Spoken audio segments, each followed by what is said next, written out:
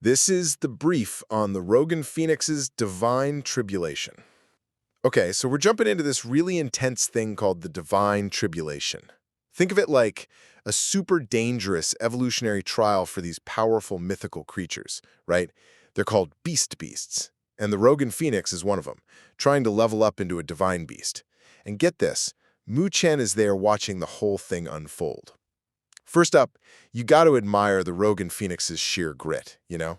It had already failed this thing twice, but it goes head-to-head with this terrifying divine thundercloud, using black flames and this old black feather.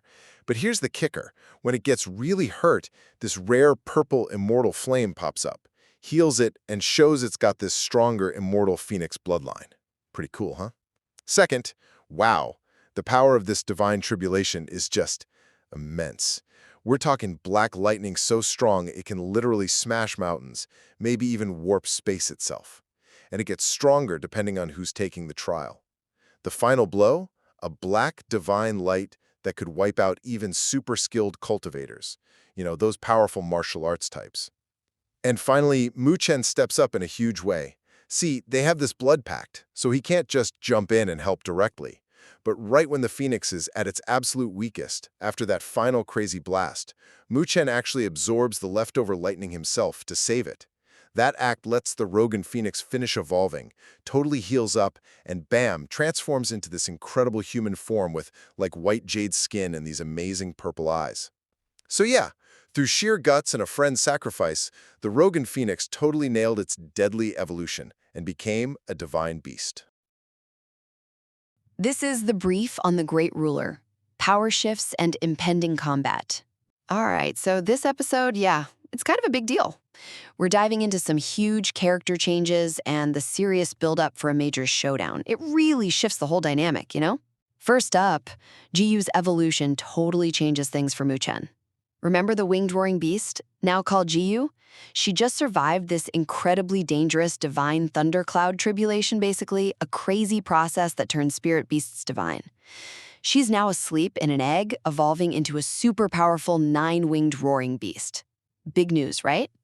And get this whole thing forged a blood pact with Chen, tying their lives together forever. So while she's out, Chen's on his own, but wow, what an ally he'll have when she wakes up. Second, there are these unseen forces and, big threats emerging. All that destruction from Jiyu's trial, it didn't go unnoticed. Some mysterious old guy spots her powerful bloodline and thinks Chen's blood pact might actually be a weakness. Meanwhile, elders from the main academy, the Beikang school, check out the damage and mistakenly think the beast, Jiyu, actually died. Plus, they're getting worried because this nasty enemy group, the Devil Dragon Palace, is really ramping up their attacks. Finally, get ready, because the spiritual combat is about to kick off at the Beikang School. This is their huge annual tournament where students fight for spots on the super prestigious heavenly ranking.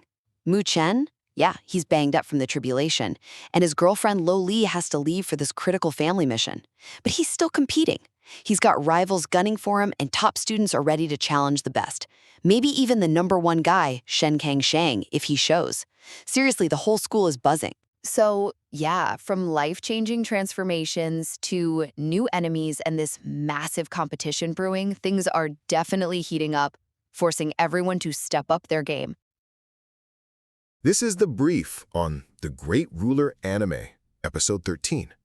Okay, so this episode, it throws us right into the Northern Heavens Spiritual Academy.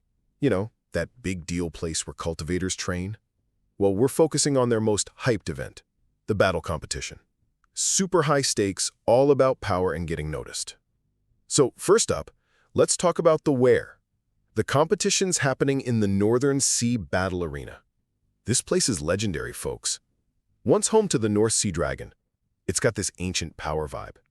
There's this massive bronze dragon statue that kind of dominates the whole scene. Even the top students feel its presence, you know? And Dean Tai Chong, the headmaster, he kicks things off using his special heavenly voice to boost everyone's spiritual energy, like their inner magic power gets a real jolt. Second, we get right into the rivalries. Our main guy, Chen, and his buddies arrive, and bam, instant cold stare from an old rival, Hiao. Then Chen has this really spirited chat with Lihia Yangtong, another heavy hitter. They kind of size each other up, totally respecting each other but definitely planning to fight. Oh, and Mu Chen makes it super clear. Mess with Ruo Li, and you'll have to go through him. He's serious about protecting her. Finally, there's a big twist in the challenge itself. The final round, it's guarded by 3 former top dogs from the Academy's disciplinary hall. Think like elite former student cops, way tougher than usual. Just when everyone's getting nervous, boom! The place just erupts. Shen Kangsheng, the current #1 student on the whole Great Spiritual Academy rankings, the guy everyone's been waiting for, shows up last minute, back from some crazy mission. Talk about reigniting the competitive fire. So yeah, from ancient grounds and intense face-offs to surprise challenges and a star player's return, this episode sets up one heck of a battle competition. This is the brief on the Battle of the 100 Schools in the Guang dimension. So we're diving into the Great Ruler here. Think students in this really unique place, the Guang dimension, right? They're battling these things called Ling Wave Warriors. Together, Ling Light, which, powers them up for this huge competition, the Battle of the 100 Schools. Okay, first let's talk about the Guang dimension itself. It's this special training area made by Baicheng Academy. Super rich in energy waves. Ling waves, they call them, but kind of weirdly no actual life. Its whole point? For students like Muchan and Luo Li to go in, beat these Ling Wave warriors, and grab that Ling Light. That's literally how they get stronger for the battle. Second, these Ling Wave warriors.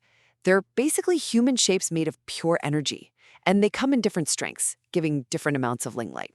You've got soldier rank, pretty basic, not much light. Then there are general rank warriors, tougher, giving way more light. So the stronger students go for these. And then watch out for the rare king rank ones. They're smart, super strong, probably best to avoid them, unless you're feeling brave and want that top tier light. And finally, Muchan and Luo Li figure out pretty fast that just being strong isn't enough. You need smarts and teamwork. They struggle a bit, right?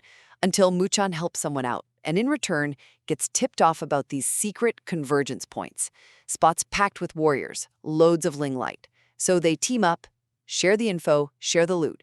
It really shows that working together is key. It really just hammers home that strategy and knowing stuff is every bit as crucial as fighting skills in this whole contest. This is the brief on strategic alliance in the Great Ruler. Imagine this valley in the Great Ruler, right? Super dangerous. Powerful cultivators want these Ling Light orbs, glowing energy sources, but they're guarded by Ko-Ling warriors, kind of mindless, shiny beings. And yeah, lots of different groups want that Ling Light. Okay, first thing, our main guy, Mu Chen, and his small crew, facing a huge challenge. Seriously, thousands of basic soldier Ko-Ling, plus really tough commander ones. We're talking high-level cultivator power, Hao Tian level.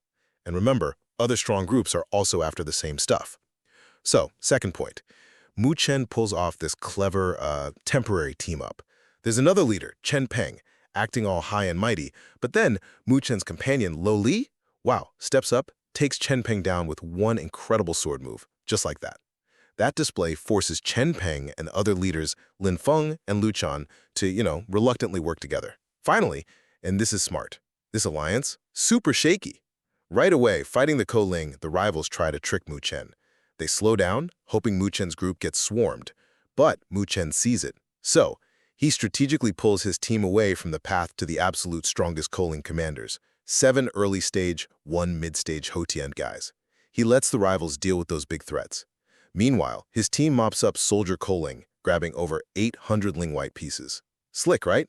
So yeah, this whole dance of power, betrayal, and smart moves really changes the game on the battlefield.